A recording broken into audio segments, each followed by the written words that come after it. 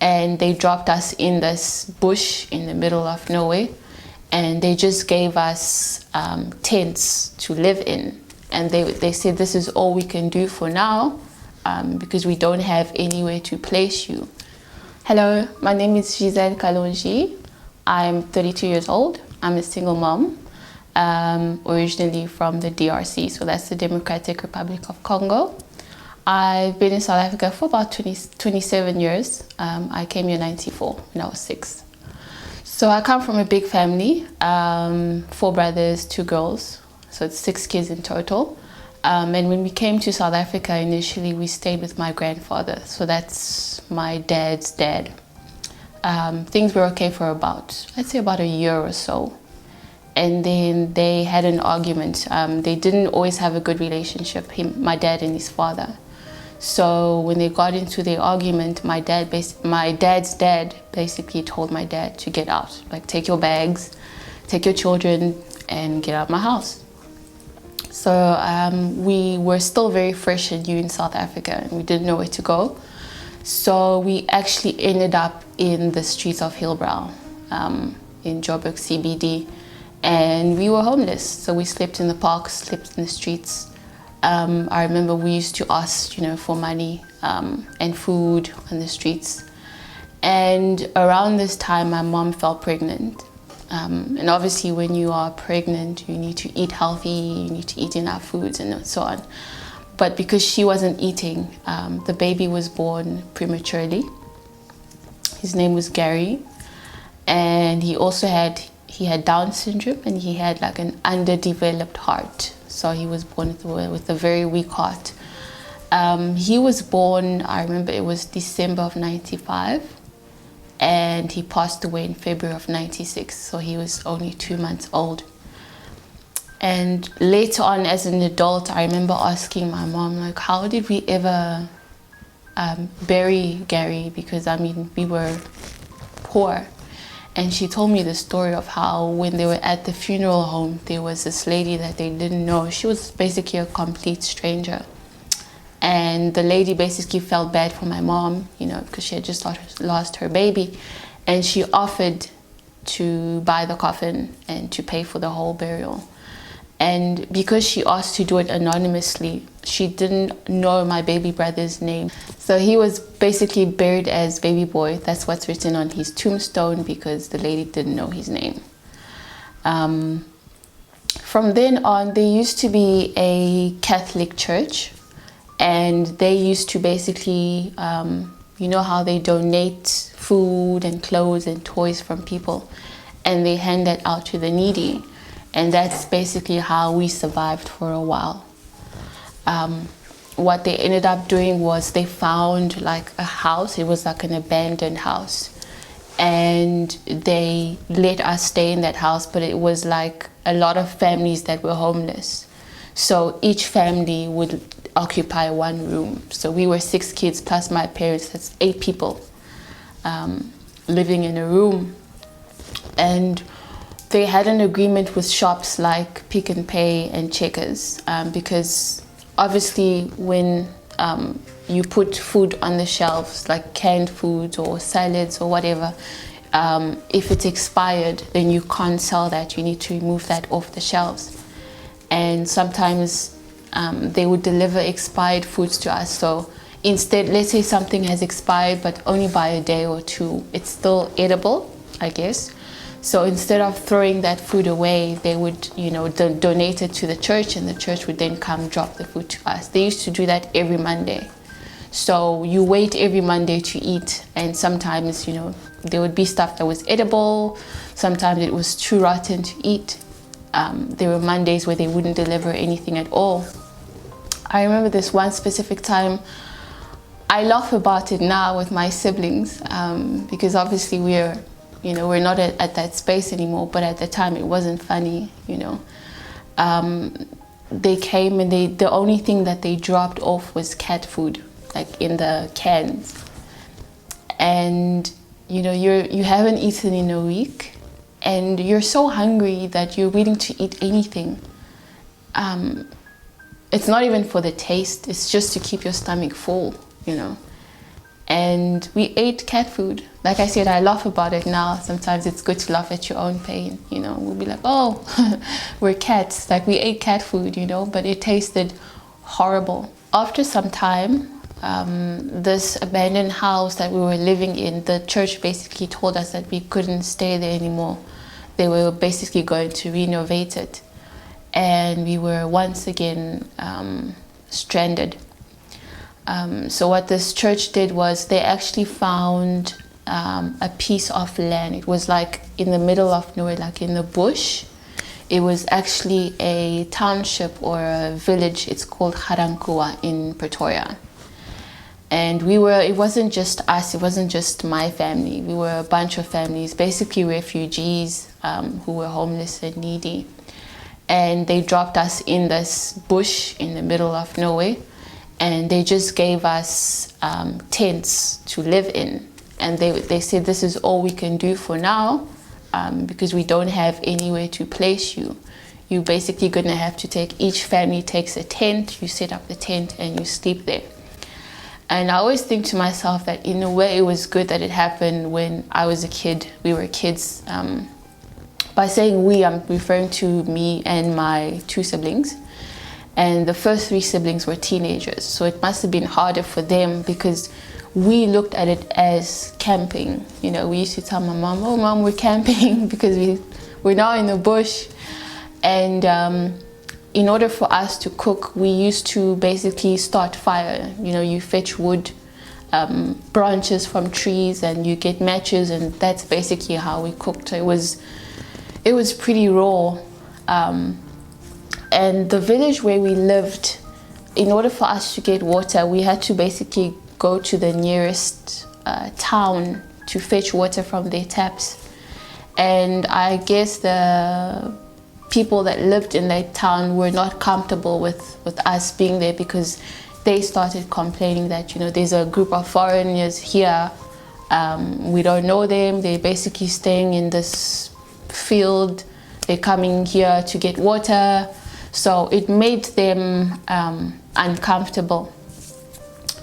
And during this time, the nun from the Catholic Church who used to come regularly, you know, just to basically do like a welfare check, make sure we're okay, donate toys for us kids if there were toys available, she started noticing that my dad seemed pretty well-spoken, educated, and she tried to get his story, basically, like how did you end up here, you know?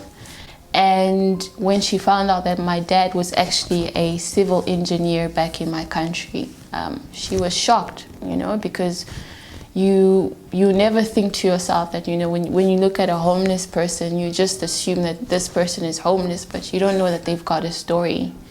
You just, you know, this person might have qualifications, this person might be extremely educated, but due to unforeseen circumstances in life, you know, they are where they are now.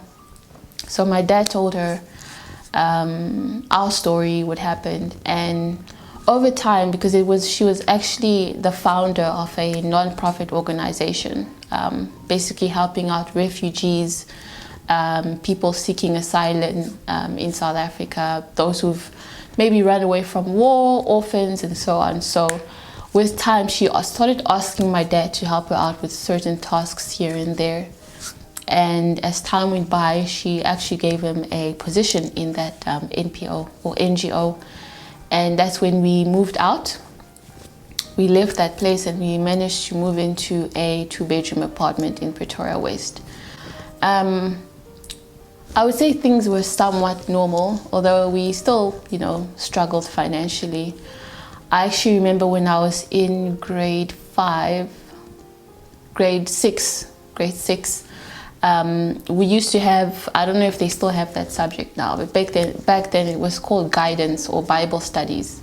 I think now it would be called life orientation, but that's what it was called back then. It was Bible studies or guidance. And my guidance teacher, she gave us like a task or a homework where she says we must make a collage. So you cut out pictures from magazines or newspapers or even letters, and the theme was life.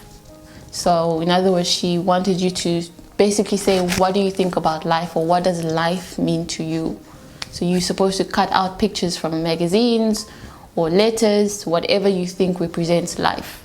So I'm 11 at this point, and now in hindsight, as an adult, I realized that that was actually depression. I was depressed.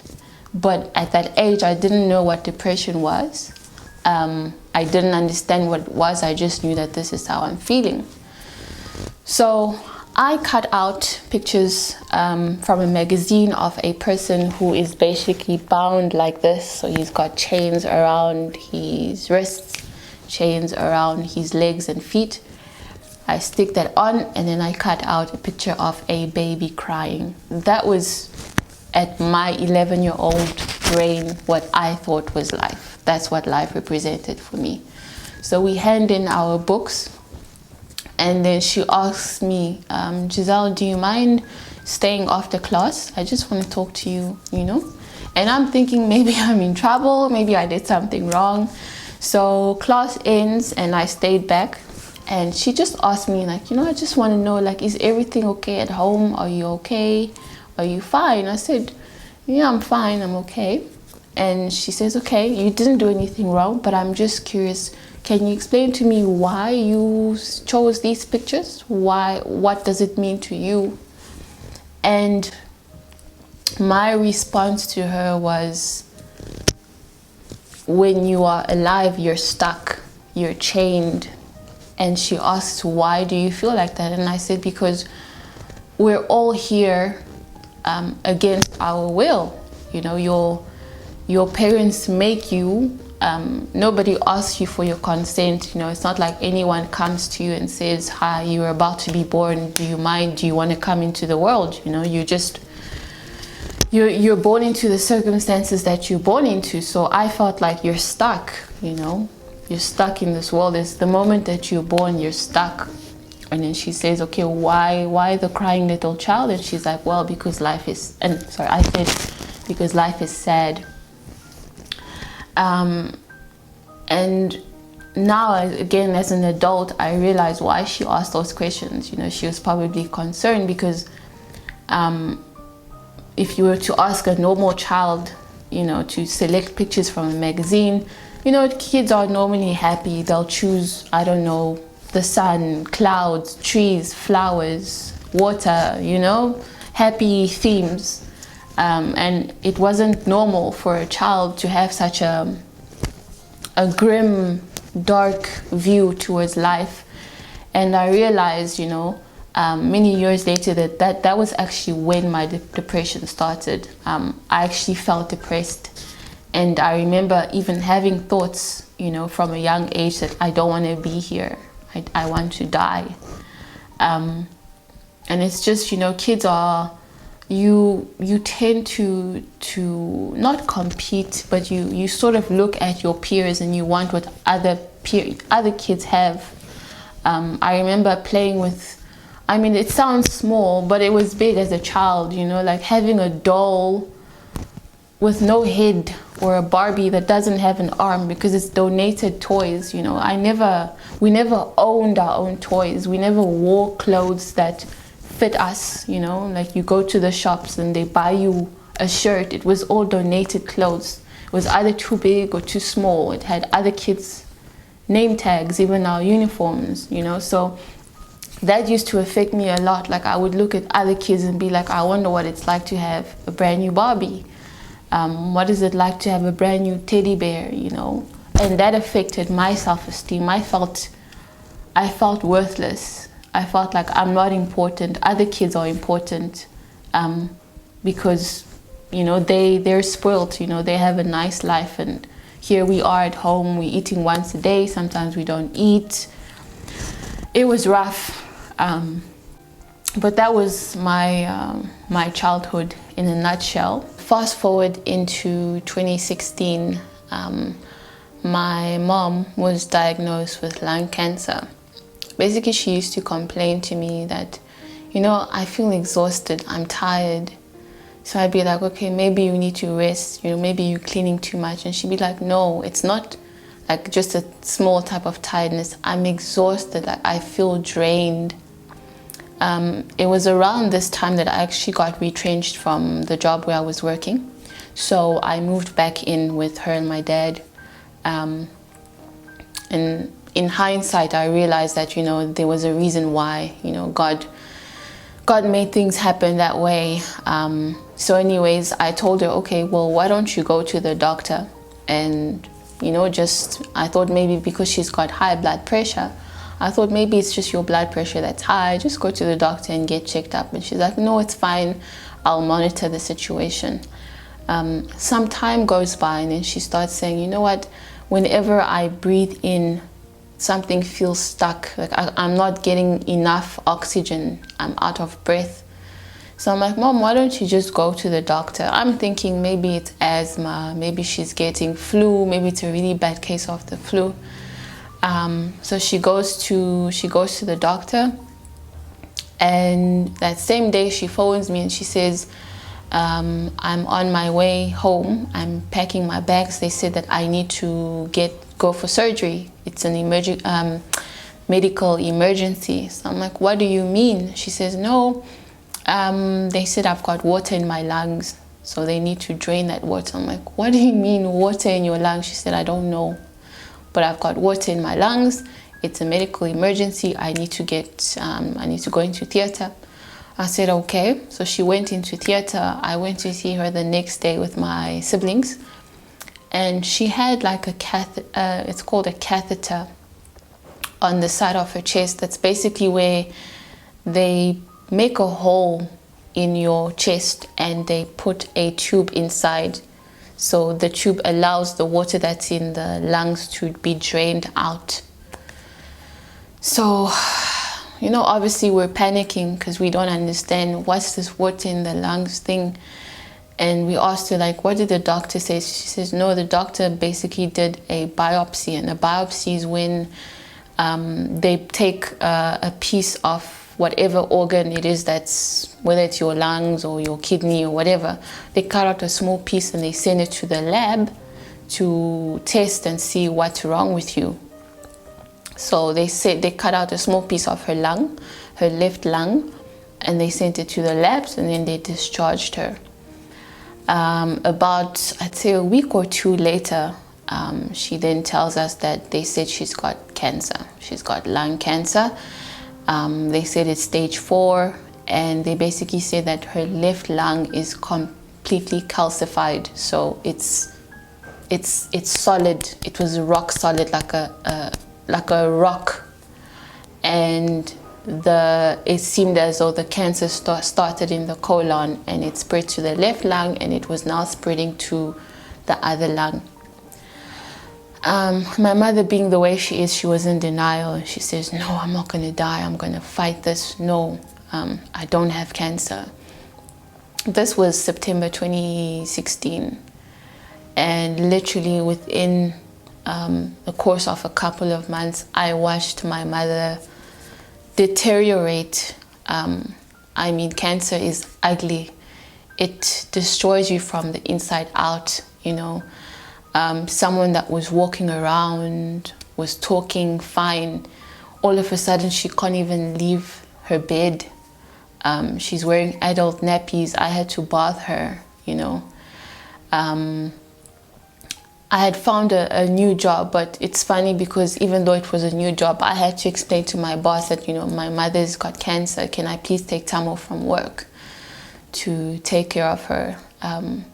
Because in my heart, it's almost like, you know, that you can see this person is deteriorating, and it was like, I was in denial, you know. There's this thing inside me that's like, this person doesn't have much time, but I'm like, no, you know, we're fighting this and we're praying and it's going to be okay. And unfortunately, in February of 2017, she passed away. I literally watched her take her last breath, you know, because it's like she was in distress, like going, like the entire day.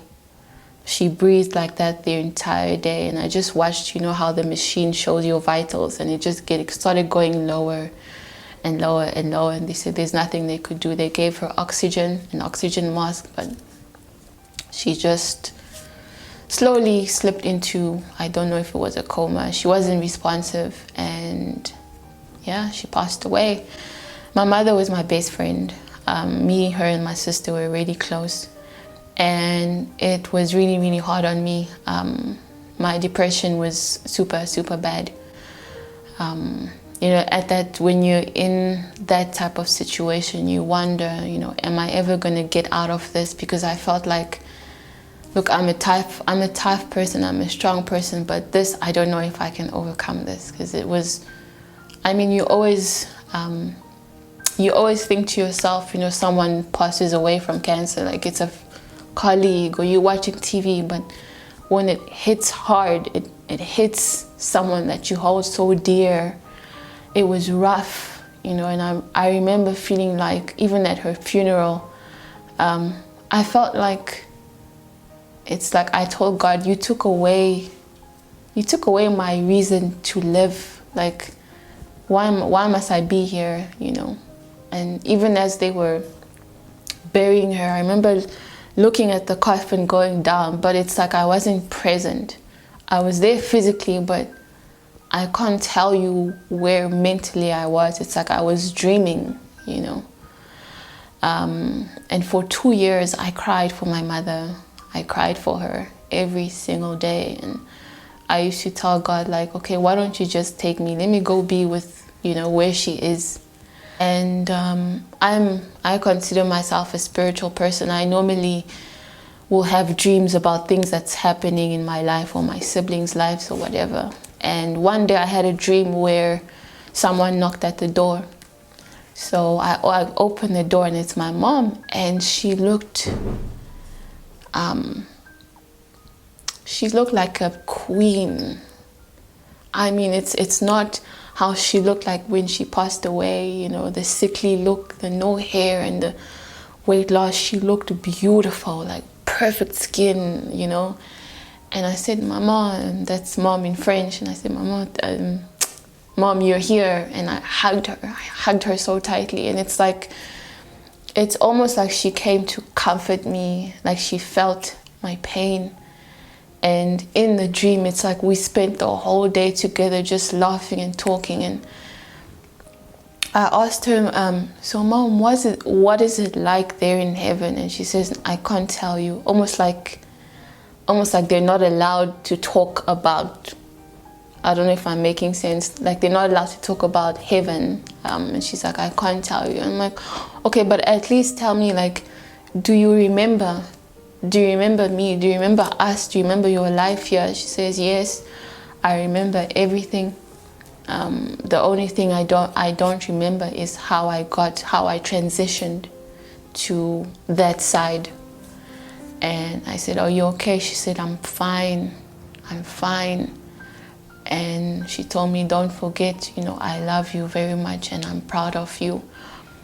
And I woke up, and that dream, it was so peaceful. Like, it, you know, when you have a dream and you wish that you didn't wake up, it was like, it gave me hope. For me, it was like her way of saying, you know, don't cry for me, I'm okay, like, move on, you know.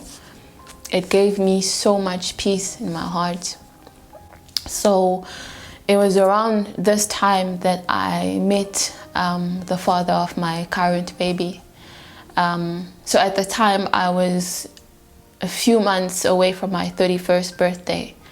And I was telling my sister that, you know, everyone in the family is married, like all my siblings, they're all married.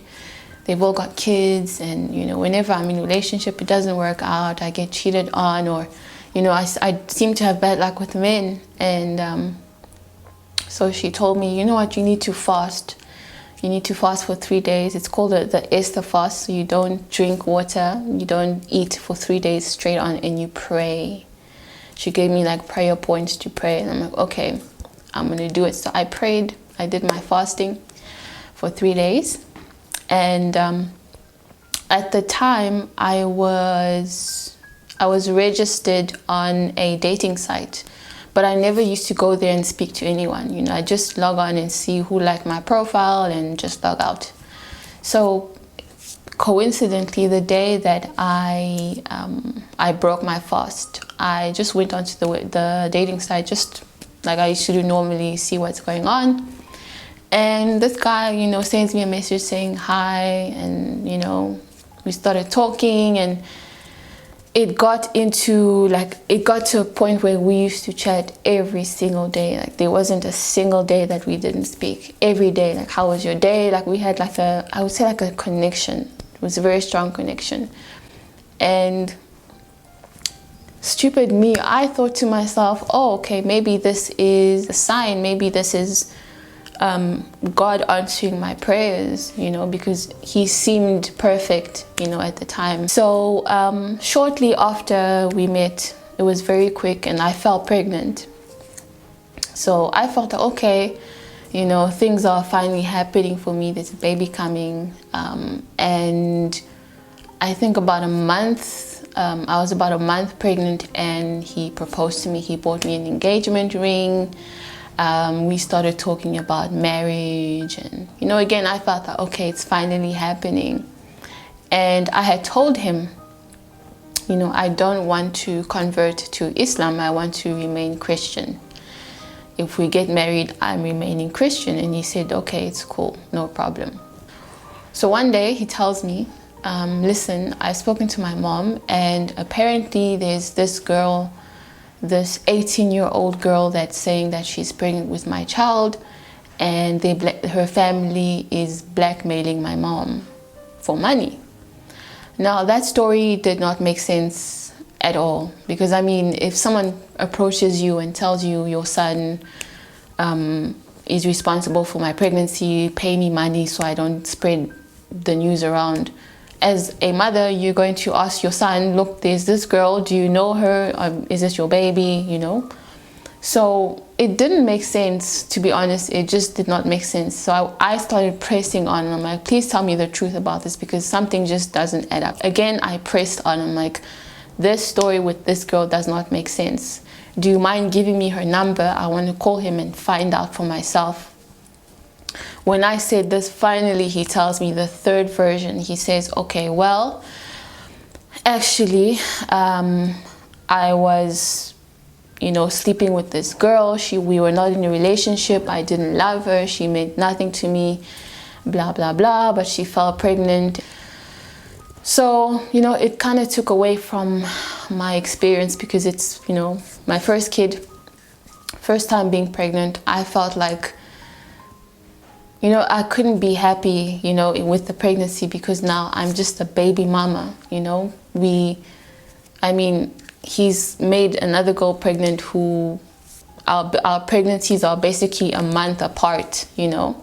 So he's going to have two children who are the same age by two different women. And I felt like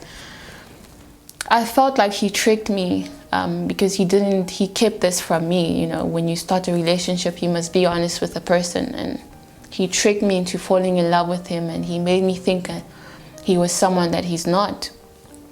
So around this time, like, the relationship was already on the rocks, because I didn't trust him anymore. One night I had load shedding at home, and I decided to light up a candle. And I didn't actually go to bed, but I just lied on the bed and thought I'm going to wait for the power to come back, but I fell asleep. I wake up around 3 o'clock in the morning, and there's this smell of smoke. I was 3 months pregnant at the time. Everything smelled like smoke, and I realized the house is on fire, basically, because this candle must have lit everything up. So I quickly, you know, left my flat, and the guards in my complex saw that there was a fire, and they broke the hose pipe and everything. They put the fire out. So because him and our relationship was already sketchy, I phoned him to tell him, you know, I had a fire. I wanted to tell him there's been a fire, but I'm fine and everything. I phoned him. He never picked up the phone, and I sent him a message saying, you know, there's been a fire, but I'm fine. He never even responded or anything. So the following day, I went to the toilet, because like I said, I was 3 months pregnant. I go to the toilet, and I see that I'm bleeding. So I was freaking out, I'm thinking, okay, maybe I'm having a miscarriage because maybe it's, because I inhaled the smoke, maybe it's carbon monoxide poisoning. So I rushed to the hospital. Luckily, the doctor told me it was a bladder infection, so the baby was okay. So I phoned him from the hospital to tell him, look, this is what's happening. I'm in hospital, this is the situation. And he didn't seem like he cared at all. Like he seemed unbothered, like he seemed uninterested at all. And, I'm thinking to myself, well, I am pregnant, it's your kid. I would think that if, your girlfriend phones you and tells you I'm in hospital, you're going to want to come see her. Nothing. He made no plans to come see me in hospital. He seemed like he didn't care. It was just like, oh, okay. Didn't even ask, are you okay? Are you better? How are you feeling? And now looking back, I feel like it was a warning of what was to come, So one day his mother phones me and he says, do you know that he's using drugs? I said, what do you mean? And she says, no, I walked into him using the drugs. And she sent me a picture of what she found him using. So I was obviously upset, and I told him, is this more lies, because you're always lying. And as usual, he had an excuse for it. But it turns out that he was always on drugs. He never stopped, and he had been to rehab 3 times. Despite that, I still decided to stay, because I didn't want to be a single mom. And I thought, I've accepted him with his flaws and I want to give him a chance. So 2 weeks before I give birth, he tells me, oh, remember this girl, that 18-year-old girl that's pregnant with my child? I'm going to go and marry her. I don't want to be with you anymore. I'm going to go be with her because she has agreed to become Muslim and I'm going to be with her. I was devastated, and I won't lie. My plan was to actually end my life. I thought, I'm going to give birth. After I give birth, I'm committing suicide, because I felt like it was a situation I couldn't handle. It was difficult, and I was like, I don't want to be alive anymore, So when I gave birth, it was during the COVID-19 lockdown. It was July 2020. So my sister came with me, obviously, doing theater. And so I had a C-section, they took out the baby, they put her in my arms, and I remember she didn't even cry. She was just staring at me like she knew me already. And I just looked at her and I started crying. I thought to myself, I can't leave this human being.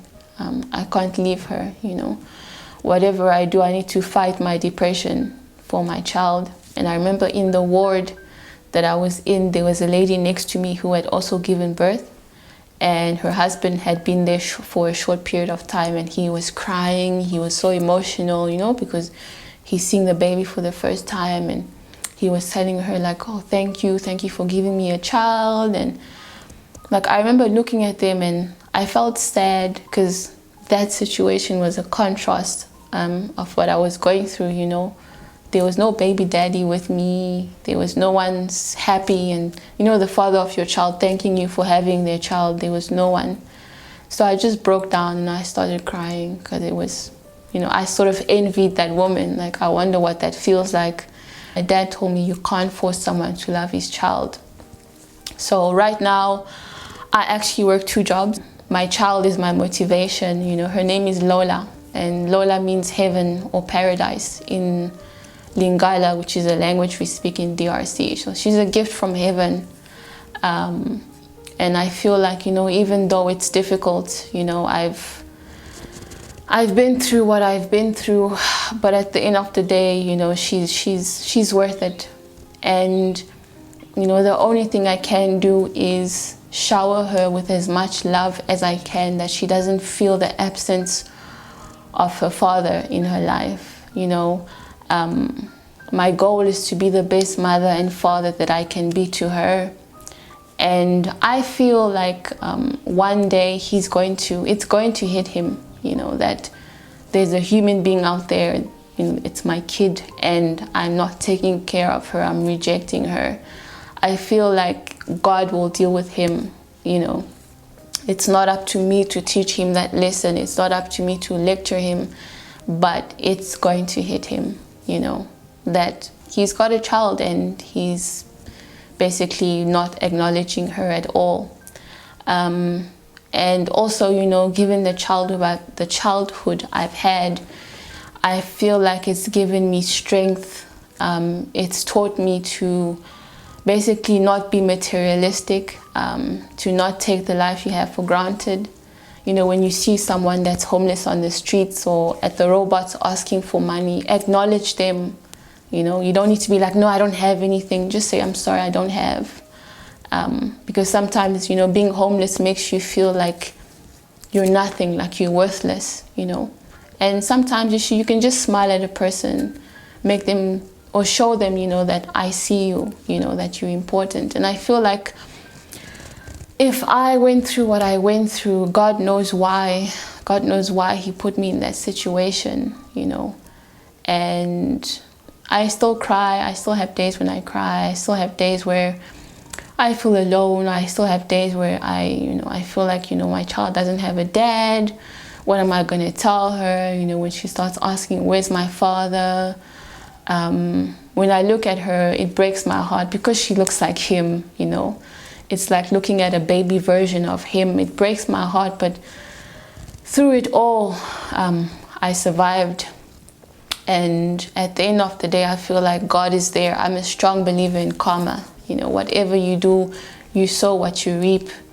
And I'm going to be okay, you know. Like I said, I work hard for her, make sure that I provide for her, and I just feel like everything is going to be okay. Hi, my name is Giselle Kalonji, and I've been through the most.